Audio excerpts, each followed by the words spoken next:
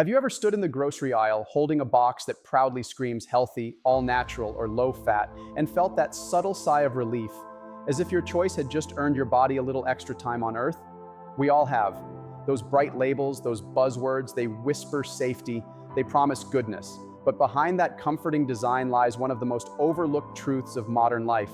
The war for your attention and your trust has moved onto the food label. Because today, food isn't just nourishment, it's marketing. Every word, every color, every green leaf symbol on the packaging is engineered to make you feel like you're doing something right, even when you're not.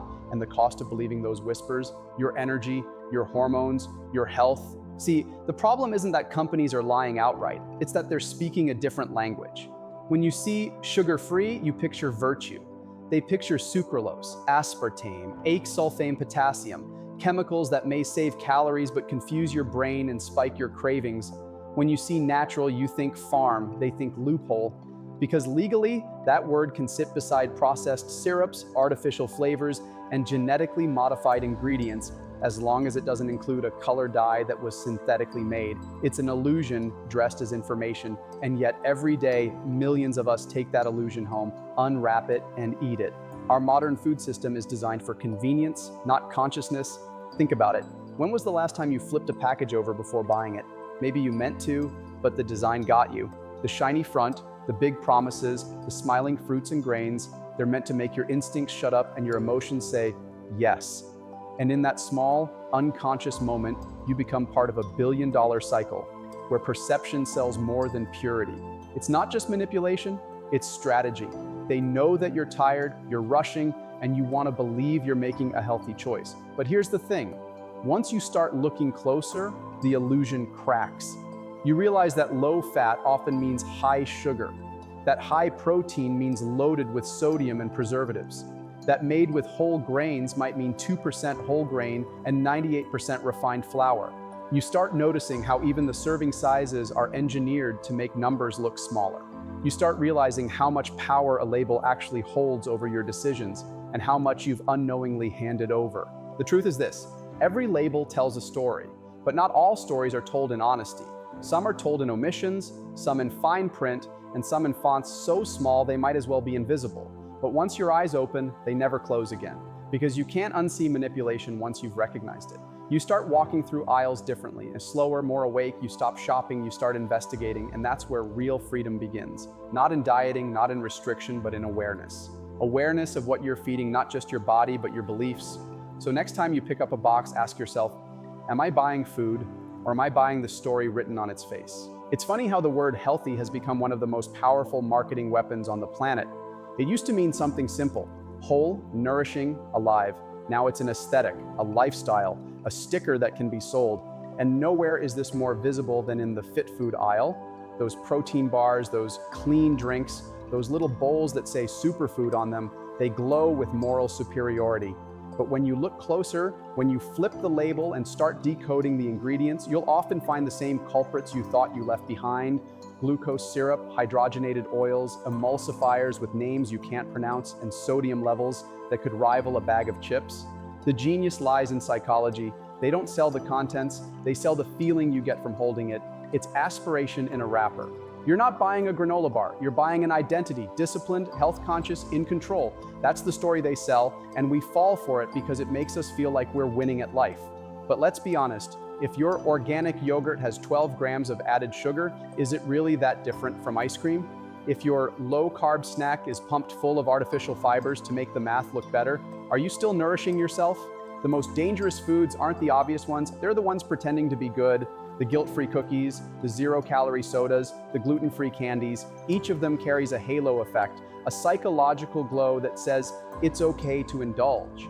But here's what few people realize. The body doesn't read labels, it reads chemistry. Whether sugar comes from cane, fruit concentrate, or maltodextrin, it still spikes your insulin. Whether the fat is reduced or replaced, your metabolism still has to process the substitute. The problem isn't the food, it's the deception. And that deception rewires how you think about what you eat. Because over time, when every snack is labeled as fit, smart, or mindful, you lose your natural instincts. You stop listening to your body and start trusting the packaging. Hunger gets replaced by habit. Cravings get dressed up as choices. And before you know it, you're not just eating, you're consuming marketing campaigns disguised as meals. But knowledge changes everything. Once you start reading labels not with guilt, but with curiosity, you take back control. You start seeing sugar's many disguises: dextrose, maltose, agave nectar, fruit juice concentrate. You start understanding how the order of ingredients tells a story. How what's listed first is what dominates the product. You realize that contains vitamins often means we stripped it out during processing and added it back later. That preservatives for freshness really means chemicals for shelf life. So the next time something screams healthy, remember, true health doesn't scream. It whispers. It doesn't come with a bright sticker or a fancy logo.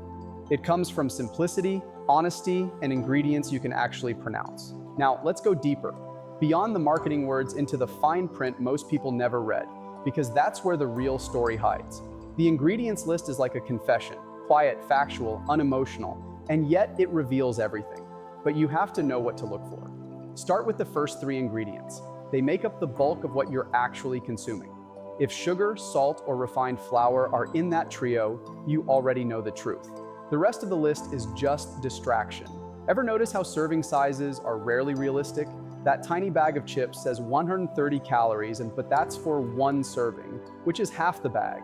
The soda bottle says 120 calories per 8 ounces, while the bottle itself is 20 ounces. It's a quiet manipulation designed to shrink guilt and inflate consumption.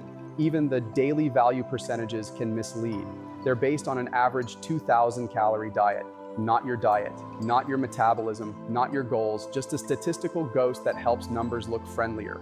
Then there are the preservatives, the invisible guardians of shelf life: sodium benzoate, BHA, BHT, potassium sorbate, each with its own chemical fingerprint, each extending freshness far beyond nature's timeline. The irony, they preserve the product but not the person. Over time, these compounds build up, confuse your liver, disrupt your gut microbiome, and quietly weaken the systems meant to protect you. But because they don't cause pain instantly, we ignore them. That's the danger. Slow damage rarely gets attention. And let's not forget flavor enhancers. Monosodium glutamate, artificial sweeteners, artificial color 40. All legal, all approved, yet all designed to hijack your taste buds. They train you to crave intensity, to expect fireworks from every bite. And soon, real food, an apple, a handful of nuts, a plain yogurt, feels boring. Your baseline for pleasure changes. And once that happens, your biology starts chasing stimulation, not satisfaction. It's a quiet addiction, one label at a time. And yet this isn't about fear, it's about awareness. Because once you start reading labels, not with paranoia, but with purpose, you begin to choose differently. You realize that every purchase is a vote for transparency, for purity, for the kind of world you want your children to inherit. And when millions of people start voting with their choices, the industry listens. Reformulation happens. Standards shift, change begins. So yes, reading labels may feel tedious, but it's an act of rebellion, a form of quiet resistance in a world that profits from your ignorance. And every small act of awareness you make, every product you put back on the shelf, is a step toward reclaiming control over your body and your mind. There's a certain empowerment that comes from seeing clearly. It's not always comfortable, and in fact, it's often infuriating, but it's freeing. Because once you learn to decode the language of food labels, you start seeing the world differently. You start recognizing how deeply commercialism has crept into what we call nourishment.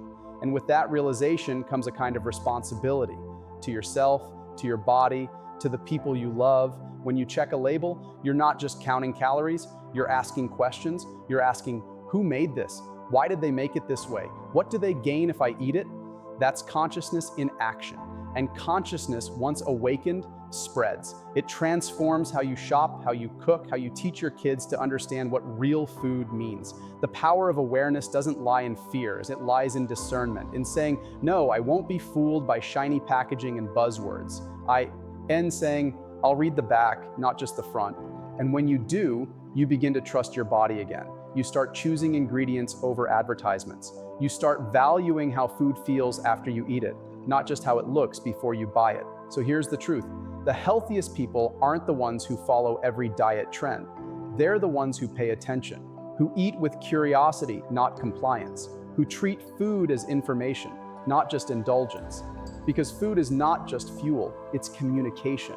Every bite tells your body something. Every label you ignore lets someone else do the talking. The next time you reach for something in the store, pause, flip it over, read it, question it. Because awareness, even in something as small as reading a label, can change the way you live. It's not just about food, it's about respect for your body, your choices, and the truth itself. Thanks for spending these moments with us. If you found value in this video, leave a like, subscribe, and let's grow together. Nourish and rise.